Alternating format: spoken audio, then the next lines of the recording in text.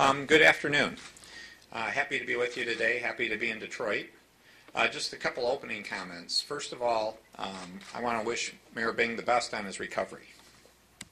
I'm glad to hear he's on a path to have that happen. I haven't spoken with him. I wished him my best through his chief of staff, Kirk Lewis, and we sent some flowers. So I hope he does well in terms of his recovery. The other thing is I just returned from Europe, and I would say that was a very successful trip. The response was very strong, both in Italy and Germany. And I think we're going to see some good results in terms of companies excited to come to Michigan. Because I was proud to say they actually had done a fair amount of homework and had already realized a number of the changes we'd made in terms of tax law, regulatory reform, having a balanced budget. And so they were very positive in their response and initial discussions. So we're going to continue to follow up, and we're actually going to enhance our efforts in terms of company recruitment and working with companies, particularly in Italy and Germany. The other note I would say is we actually had some great sessions learning about vocational training, apprenticeships and such. At 2 stops in Germany, we actually visited training centers. And I found that to be very worthwhile, because it gets to the question that you hear quite often from employers here about the need for additional skilled tradespeople. And I think those are great jobs, those are great careers, and that we've tried to highlight them on mitalent.org. But I think we can learn from the Germans in particular on how they have their system set up. And so that'll be an ongoing effort that as we develop that, we'll be happy to come out and give feedback and the ideas on how we're going to follow through on that topic. So with those opening comments, let me just open it up. Governor, switching topics to Detroit's finances right now. How bad are things right now, and how close are we to payless paydays and things like that? Well, again, everyone knows Detroit's finances are in very difficult shape. That's really been the role of the review team, and they're having a meeting this afternoon at 3 o'clock. So that most likely will be part of the discussion going through about the challenges and where they're at on their finances. They met last week, and I think it was pretty clear. Times are very difficult in Detroit, and we need to all work together to get to financial stability. I say there are 3 key things we need to do in Detroit. One is to get the city finances to be stable and moving in a positive direction. The second one is we need to do a better job of basic services to the citizens. Public safety, lighting, transit. And then the third thing is we need to grow the city. The long-term answer to Detroit's issues is a growing Detroit in terms of a growing, thriving city. And that ties into getting those first 2 things to happen. That sets the foundation so then we can grow. And when I say we, my role is not to run the city of Detroit. That's not my goal. My goal is not to have an emergency manager in Detroit. My goal is for the state to provide a supporting resource, to be a partner with the city in helping achieve success. And so that's the context. We take all of this, and that's the context I'm working. Governor, what's the latest with the consent agreement negotiations? Where do you stand at this point going forward? Yeah, there's been a lot of discussions, not so much on a consent agreement per se. Most of the discussions have been in the context of a deficit elimination plan, because in fact the city didn't want to talk about a consent agreement really. So the discussions technically have been in the context of a DEP, the deficit elimination plan, and those discussions have come along nicely. They've been good, solid discussions. They continued yesterday between the Treasury Department and the city, both the mayor's office and city council working together. So I think they've made a lot of progress on that agreement. I met with a number of people from the city today, and what I'd say is that discussion continues. It's fairly far along. And what I'm encouraging them to do is to enhance essentially the agreement that they're doing for the deficit elimination plan, which they're calling a financial stability agreement. So to take this financial stability agreement and enhance it so it could also qualify as a consent agreement. So it would meet the requirements for Public Act 4, but it would really be this financial stability agreement going forward and how we could work together with the city as partners. So is this something that needs to be signed today, tomorrow? What is? Well, the best answer is it would have today, technically because of the review team. I think there is some flexibility and we're still investigating all that. But what I would say is the encouragement I gave to people is let's get this, hopefully this financial stability agreement, enhance it to some degree so it also qualify under as a consent agreement, and get it done this week. Well, what does it have to have in executive consent agreement? What does it need that it doesn't have now? It's probably 2 or 3 additional paragraphs. Including what kind of Well, again, it's to just clarify that technically it would also qualify under as a consent agreement, so it'd have some whereases to add that language. And then it would be adding another paragraph or two that talks about certain situations that would allow some of the powers under Public Act 4 to be exercised by the mayor or other executive branch officials. So it's just adding 2 or 3 paragraphs in some sense to the agreement they're already working on. They're worried about their power, this member, this board that would be appointed. A lot of people are saying, ultimately, they make deals with the unions, but if this team decides under the consent agreement, look, we don't agree with this, they can just go ahead and cancel out what these council members have been elected. They can cancel out everything. I'm not sure where that conclusion's coming from because, again, that's not what the draft says. So, again, I think that's more speculation than anything. If the union contract is agreed upon by city officials and the financial review team finds it to be insolvent or inconsistent with their own findings, they can say, we don't agree with this and we advise against it, right? That's still one of the topics under discussion. So, again, I think you're speculating. Because, again, there's a normal process, too, where the city council has to approve that. So, again, to say they're still working through that language, and I'm not going to interfere in that process. Is an advisory board still part of the discussion? Yeah, the Financial Advisory Board is part of this financial stability agreement in terms of supporting resource that would be involved in a number of steps. Again, the key steps, from my perspective, that it needs to be involved with are finances and financial stability. Things like the revenue estimating conference that's called for already under the city charter, the budget process itself, and certain key agreements that particularly deal with capital markets. That could include some influence on labor agreements, but capital market questions primarily. That they would have some contribution to. That could include certain cases approvals, but other cases just advice. Governor, last week we had a couple of downgrades for the city of Detroit. What are the financial implications of that? And does it change the urgency of this timetable? I would say it reinforces the urgency pretty clearly. It shows that things are not going in a positive direction and that we need to do something. And I hope people take that as another hallmark to say action needs to happen. And positive action. So we've been going through this process for some time. A lot of time has passed since we all knew Detroit was going to have financial issues. And I think that says why we need to get to an agreement, a financial stability agreement, where we can all move forward and implement positive actions that will create greater stability. Did the downgrades mean an accelerated payment schedule for this debt? Did something more have to happen? I would leave that to the city and to the treasurer more to speak on those, but there are certain, potentially some of the swaps could be affected in terms of the downgrade. But again, I would just be speculating, so I'm not going to draw any conclusions on that. But that's something that would, again, add more complexity if there were more negotiations that need to be had because of the downgrades affecting any particular debt. So, Governor, you're only a couple paragraphs from a final agreement there. You think it'll get done this week? Well, I would hope so. The discussions I had today led me to believe that people want to work together. I had very constructive discussions with people today. It wasn't about us versus them. It's recognizing that the citizens of Detroit need better services, basic services. They want more stability, and we need to grow the city. And that's the answer here. And the context to always remind people is this issue's been out there for decades, the decline of the city. So this isn't about personalities today. This is the good part about all of us working together to be part of a solution to deal with a problem that's been there for 40 plus years. You have this session on Wednesday at Wood County Community College. What are you going to talk about? Do you think you'll have a deal by then? Or you're not going to obviously talk about the consent proposal that you proposed. Something new's coming on. Are you going to have some news on that then? Well, hopefully things could be out before then. Because again, it'd be great if it was done by then. If not, I'm happy to talk about it. Again, one of the things I wanted to do was schedule events to know that people can see I really care about the city, and I want to have an open, honest dialogue with the citizens of Detroit directly. And to have an opportunity so they can ask first person, why did you come up with this? What did you think of that? Is this an accurate thing to see that's actually going on? And just like I've done town halls all over Michigan. I view this as just a continuation of that process to say, there's enough concern here, shouldn't I be talking to my customers, my citizens? So today is not necessarily a drop-dead day in which you expect a recommendation to be handed over to you, correct? I mean, is today not the day? The review team will make a recommendation today, and that they have a 3 o'clock meeting. And again, that's up for them to hold their meeting. Why was it necessary to overturn Judge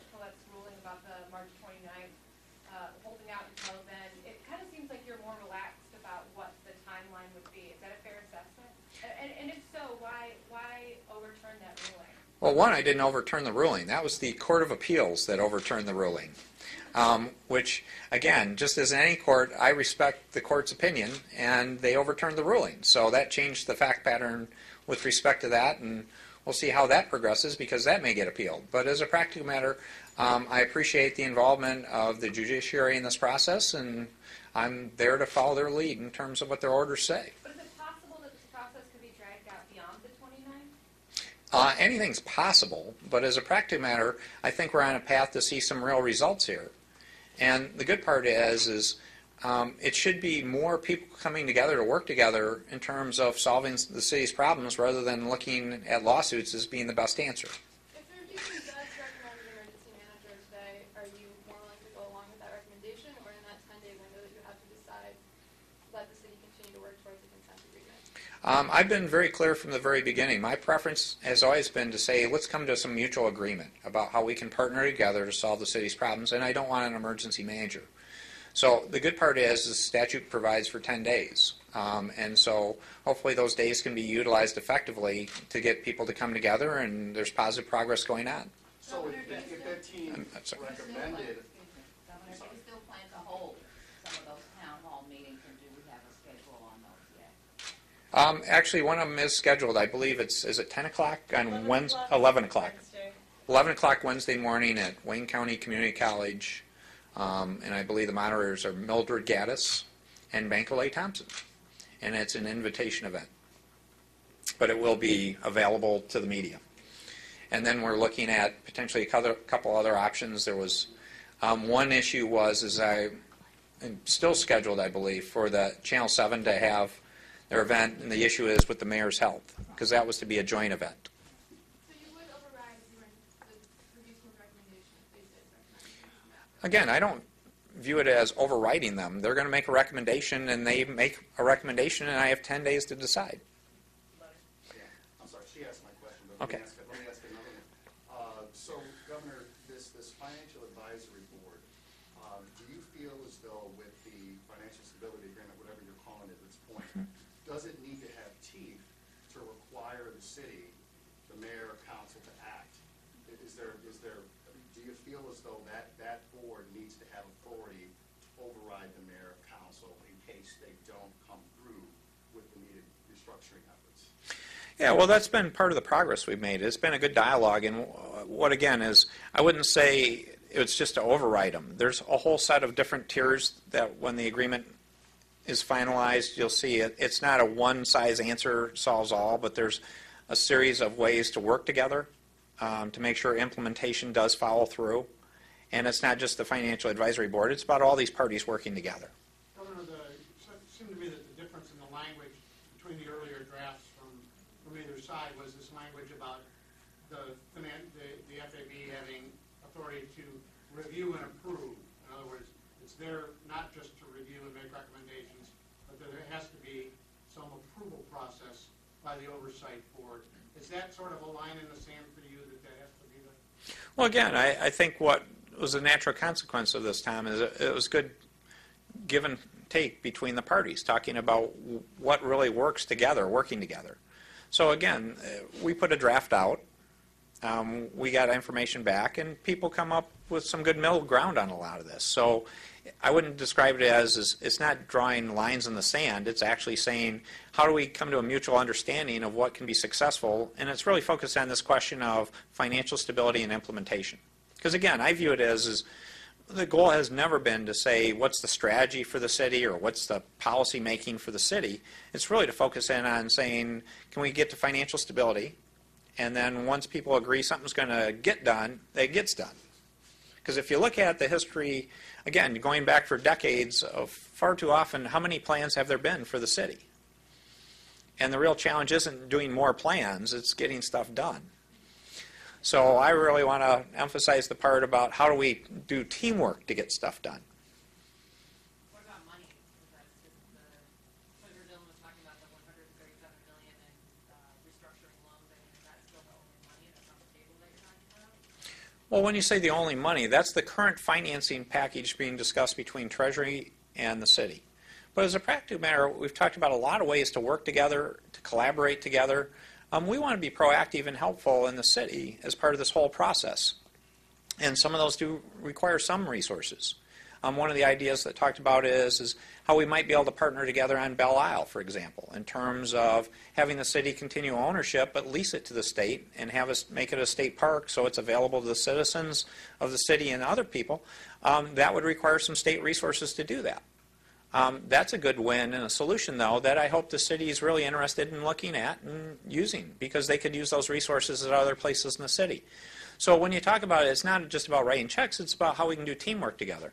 I did the public safety message, and part of the public safety message is there are a number of enhancements that we want to bring to the courts, to law enforcement, the jobs program, and the at-risk youth program would be things that would be present in the city of Detroit, I would hope, assuming we get approval from the legislature, and those are good things. So I view it as it's like working with the city.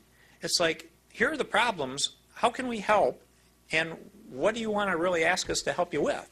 So it's a good dialogue. That's where I think we're making progress. Mr. Governor, is that the biggest sticking? Reading deficit information plans that have not worked before. It's almost an annual occurrence. If this one doesn't work, what happens? Well, that's one of the things you'll find in the plan as we get it out. There are progressive, stages of how enforcement happens. The implementation has to happen. So it does have real measures to say if things don't happen, what the next steps are and how they might be addressed. How much budgeting room is there when it comes to the power that review team, or the financial advisory board, that board that would oversee them? How much wiggle room do you have when it comes to the powers? I know you said you're negotiating that with the city right now. Well, I'm not sure. I think we're pretty close to being there with them on how that would operate. So much of this agreement is pretty far along. I need to make some final reviews. Hopefully that'll get to the city, both the city council and the mayor, and they make some reviews. There's 2 or 3 open items, but it's pretty far along as an agreement, other than the need to enhance it to also comply with Public Act 4. Governor, would you hope that the city council, which holds its regular meetings on Tuesday, would possibly vote on this tomorrow to approve? Well, I want to be a little careful. That's why I said this week, because again, it's a serious agreement. So I don't want to put an artificial construct on tomorrow. Again, it's what they're comfortable with, because again, city council have been part of this discussions. I don't know where all the council members are. Again, I can't answer the question on the knowledge of all the council members and where their comfort levels are, other than to say it's been a collaborative effort, and I feel good that it's been very inclusive. Will there be something ready, though, for these council people to see tomorrow in writing? I would hope so, but again, that's where I'm making sure I'm letting the teams work together well as a team. Does this new plan take any of the powers that the mayor would have gained under that for the agreement with the desalination plan, give them any expanded powers, or is it just a straight desalination plan? That would be one of the enhancements in terms of the additional language. It theoretically will include some of the ability to act under Public Act 4. And it will outline how those powers may be utilized. So that's something still being discussed in terms of looking at that language. Because again, it was done in the context of a financial stability agreement to get a DEP. This would be subsequent discussions that would be about how this could be also qualifying as a consent agreement. So that's something that still needs to be worked out. Would that duty to bargain provision be something that you guys were talking about in this? It could be. Because again, if you look at it, technically under Public Act 4, it's basically most of the powers, I believe, carry over except the power to avoid contracts. So do you feel like that the city's situation could be fixed without those enhanced or expanded powers? Well, again, we're looking at the totality of this, and we want to make sure we have an agreement that covers as many contingencies and possibilities as we can. One more. Governor, do you plan to go before city council formally at any point, or? I think they get enough people coming in front of them. I don't think they want me to show up. What's your assessment, though, Governor? Because last week we were told that 3 council people were definitely on board. You met with some today. Do you feel now that we're getting towards that at least majority where everybody will be on board with this? Well, when you say everybody, it's hard to. I have a legislature in Lansing. Enough will hopefully be on board. And again, the discussions are very thoughtful.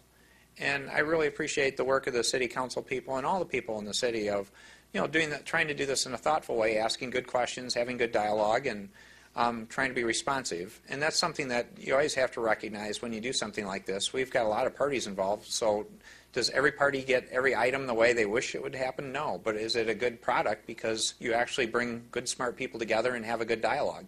That's the kind of product I'd like to see happen. It's actually a better agreement because we've got a wide range of different opinions from good, smart people working together. Thank you, Governor. Thank you.